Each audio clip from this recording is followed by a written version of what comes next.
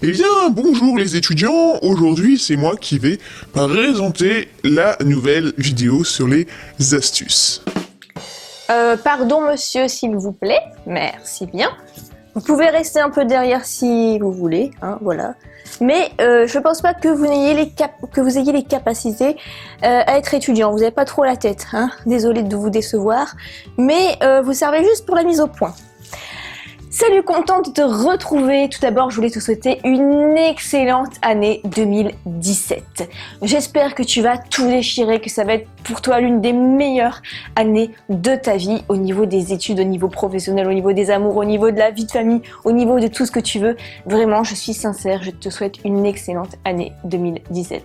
Quelles sont tes résolutions? Dis-les-moi en commentaire. Ça me ferait plaisir de voir en fait ce qui te motive et quels sont tes objectifs pour 2017. Le mien, c'est de publier au moins une vidéo chaque dimanche pour 2017 sur cette chaîne pour continuer de t'accompagner au travers de cette nouvelle année qui arrive et de continuer à être comme ta en fait grande sœur des études supérieures. Eh bien, on va commencer avec cette vidéo en fait où je vais te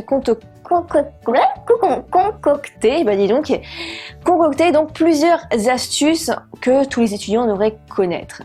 Et certaines qui peuvent vraiment être pratiques, certaines que tu connais peut-être, d'autres que tu ne connais peut-être pas et qui peuvent vraiment s'avérer être utiles. On se retrouve de l'autre côté de la vidéo, à tout de suite. Donc la première astuce ici, c'est si tu as du mal à te réveiller, c'est de mettre ton réveil sur ton portable, non pas à côté sur ta table de chevet, mais à l'opposé de la pièce. Comme ça, tu vas devoir être obligé de te lever pour aller bien éteindre le réveil et du coup, ça va vraiment faciliter ta vie d'étudiante pour te réveiller plus tôt et gagner du temps pour te préparer.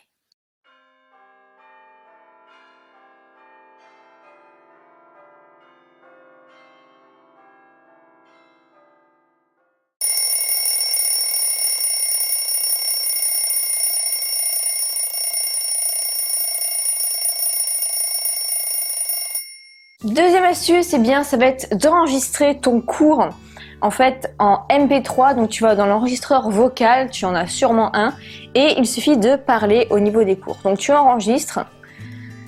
Donc il existe les États fédérés et l'État fédéral. Les États fédérés en fait ont un pouvoir beaucoup plus restreint.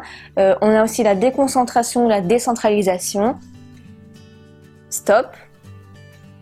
On peut écouter. Donc, il existe les États fédérés et l'État fédéral. Les États fédérés, en fait, ont un pouvoir beaucoup plus restreint. Et donc, si tu as une mémoire auditive, eh bien, tu vas pouvoir écouter tout ton cours que tu auras lu avant de t'endormir dans le bus, etc. Et du coup, ça va rentrer beaucoup plus facilement parce que ce sera ta voix, tu l'auras partout avec toi et vraiment, ça va entrer beaucoup plus vite dans ta mémoire. Troisième astuce, si jamais tu n'as pas envie de trop gaspiller les feuilles pour imprimer tes cours, si jamais tu es écologique ou si jamais pour toi en fait c'est plus facile d'avoir 50 pages que 60 pages, tu peux gagner plusieurs pages comme ça grâce à cette technique. La technique, c'est en fait de réduire tes marges sur les côtés si tu prends à l'ordinateur. Donc la marge traditionnelle, c'est quand même bien 1,5 cm de chaque côté. Et bien cette marge, tu peux la réduire sur ton logiciel de traitement de texte et tu vas gagner comme ça vraiment beaucoup de place et beaucoup de feuilles. Et du coup, tu vas avoir l'impression de gagner beaucoup de temps parce que tu auras moins de pages à apprendre. On en vient à la quatrième astuce. En tout cas, je sais que ça se fait sur Mac, sur l'ordinateur Mac, mais je ne suis pas sûre que ça se fait sur les Windows, mais en tout cas à vérifier. Si jamais le soir tu as des recherches à faire, mais que tu es fatigué ou que tu as la flemme de lire, bref, que tu aimerais que ça se lise tout seul, eh bien c'est possible.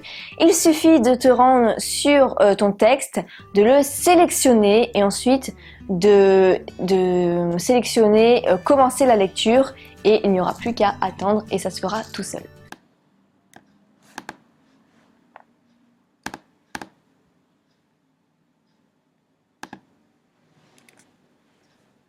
En fait, j'ai du mal à imaginer qu'on puisse être passionné par l'étude des lois. Après, c'est peut-être utile dans la vie de tous les jours, mais même dans ce cas-là j'ai du mal à voir où ça peut être utile. Sans rabaisser ou quoi que ce soit, c'est juste que réellement je me fais aucune idée de cette filière. Sixième astuce, c'est bien quand tu as des devoirs à rédiger, c'est que en fait c'est toujours les mêmes mots qui reviennent, et pour changer un peu, parce que sinon ça va être pointé du doigt forcément par le correcteur, c'est que c'est dit et redit, eh bien tu vas taper ton mot. Par exemple, je sais pas, t'es pas inspiré, t'as tout le temps le mot ensuite, tu tapes ensuite et ensuite tu marques ensuite espace synonyme et tu vas tomber sur des sites de synonymes et là tu vas pouvoir choisir des synonymes qui vont vraiment donner un peu plus de peps, un peu plus de diversité en fait à ta copie, et ça va vraiment être une bonne copie à la fin parce que tu n'auras pas des mots répétés, tu auras un vocabulaire riche et ce sera beaucoup plus facile à lire pour le correcteur et ça se sentira sûrement sur ta note. Et même si tu as des synonymes par exemple pour tes mots dans tes titres en fait de ta dissertation, par contre on a envie de mettre un mot un peu plus élevé, un peu plus soutenu, eh bien il suffit d'aller voir par exemple le synonyme de, je sais pas, la controverse paradoxale. Tu vas trouver des super synonymes qui vont pouvoir en fait avoir du style dans tes titres. En tout cas moi c'est ce que je faisais énormément dans mes dissertations de droit. Prochaine astuce, c'est qu'on sait à quel point c'est chiant de mettre une biographie parce que c'est compliqué, c'est toute une technique assez chiante et pourtant c'est une technique, c'est une méthode qu'on doit maîtriser. Eh bien, il y a un logiciel qui s'occupe, un site internet gratuit qui s'occupe de faire ça. Surtout si tu as en fait un mémoire à faire ou un rapport de stage, tu dois citer toutes les biographies. Eh bien, je te conseille ce site qui s'appelle sitevisform.com et du coup, en fait, il te suffit de mettre l'URL du site internet ou alors un book Google et ça va te mettre tout seul la biographie et ça, c'est vraiment top parce qu'on gagne un temps précieux, surtout pour les mémoires, toi-même tu sais. On arrive à l'astuce des crayons, c'est en fait si tu prends tes cours à la main ou alors si tu fais des fiches, eh bien je te conseille pour chaque couleur d'avoir un code couleur.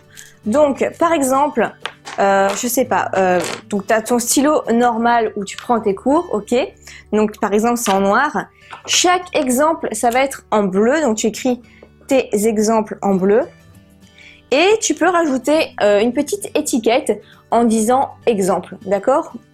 Ensuite le rouge ça va être pour les dates et le violet ça va être pour les noms, les personnes importantes à retenir. Donc tu as ton code couleur, alors tu peux utiliser ce genre de crayon jaune, voilà c'est indémodable, ou sinon on a les Sharpies qui sont très à la mode pour faire les fiches. Cependant, on a des crayons qu'en étudiant on s'en fait voler à la masse, en tout cas on s'en fait voler, on va en prêter un et l'autre ne va pas forcément penser à nous le rendre. Donc ce que je te conseille de faire, c'est soit avec, je sais pas, un ciseau ou un compas, tu essayes de graver une petite marque. Moi par exemple ça va être, je sais pas, un triangle. Donc je vais graver un triangle dessus. Ou alors tu vas graver ton initiale. Et si tu vois que l'autre n'a pas rendu ton crayon, tu vas lui demander gentiment de te le rendre. Et il va dire bah non, je te les ai déjà rendus, ceux que j'ai c'est les miens. Tu vas lui demander ah bon? Bah vérifie alors s'il y a un petit triangle sur le bout du crayon. Et tu m'en diras des nouvelles. Et l'autre va vérifier devant toi, il va voir la marque et du coup bah il va te le rendre parce que tu auras mis la preuve que c'était le tien. Parce que tout bon juriste sait que en possession de meubles, la possession vaut titre. Donc c'est-à-dire que le fait de posséder un meuble, quelque chose de mobile, eh bien ça suffit à avoir la présomption que ça t'appartient. Donc forcément, pour lui, il a le stylo dans sa trousse, eh bien ça lui suffit, il lui faut une preuve, et bien cette preuve, tu la prouves avec une petite marque sur ton triangle, tout simplement. Voilà pour cette vidéo des astuces. Si tu en as d'autres, n'hésite pas à me mettre tes astuces ci-dessous. N'oublie pas aussi tes résolutions pour 2017.